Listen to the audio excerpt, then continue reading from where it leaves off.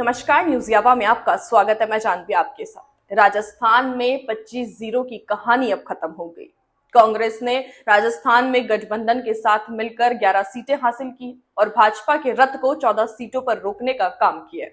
कांग्रेस ने जिन सीटों पर जीत हासिल की है उसमें अधिकांश लोग सचिन पायलट के जीत कराए हैं। फिर चाहे वे दौसा सीट हो, टोंक सवाई माधोपुर सीट हो, करौली धौलपुर सीट हो, भरतपुर सीट हो, झुंझुनू सीट हो या गंगापुर सीट हो, इन सभी सीटों पर सचिन पायलट का जलवा कायम रहा और लगातार सचिन पायलट ने इन सीटों पर प्रचार किया, जिसकी बदौलत ये सीटें कांग्रेस के खाते में आई।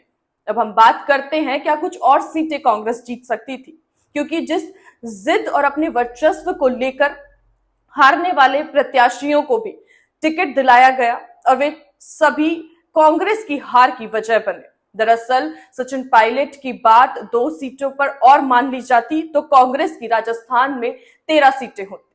अब हम बात करते हैं कि वे कौन सी सीटें थी। वे 2 सीटें थी, राजसमंद और अजमेर।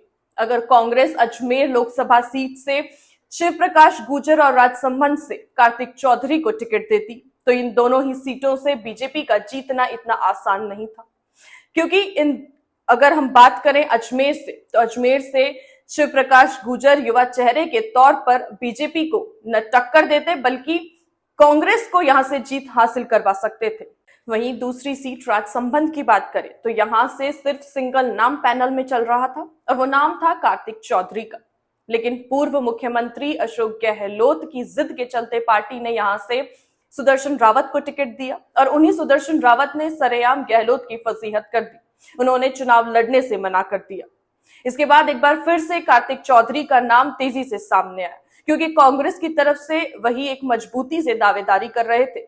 लेकिन गहलोत गुट को यह बात रास नहीं आई कि एक युवा को टिकट मिले और उन्होंने फिर से उनका टिकट कटवाया और दामोदर गुर्जर को टिकट दिलवाया, जिसके बाद कांग्रेस को करीबन 3,92,000 की हार का सामना करना पड़ा। अगर यह टिकट कार्तिक चौधरी को मिलती तो जातिगत समीकरण के अंदर भी कार्तिक चौधरी यहां से फिट बैठ रहे थे और वह इस सीट को जीतकर कांग्रेस के खाते में दर्ज करवाते। लेकिन यह बात गहलोत गुट को रास नहीं आ रही थी।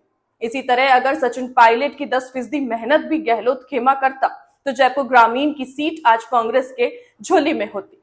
लेकिन शायद अभी भी आपसी लड़ाई राजस्थान में कांग्रेस को नुकसान पहुंचा रही है और इस नुकसान की वजह बने हुए हैं अशोक गहलोत।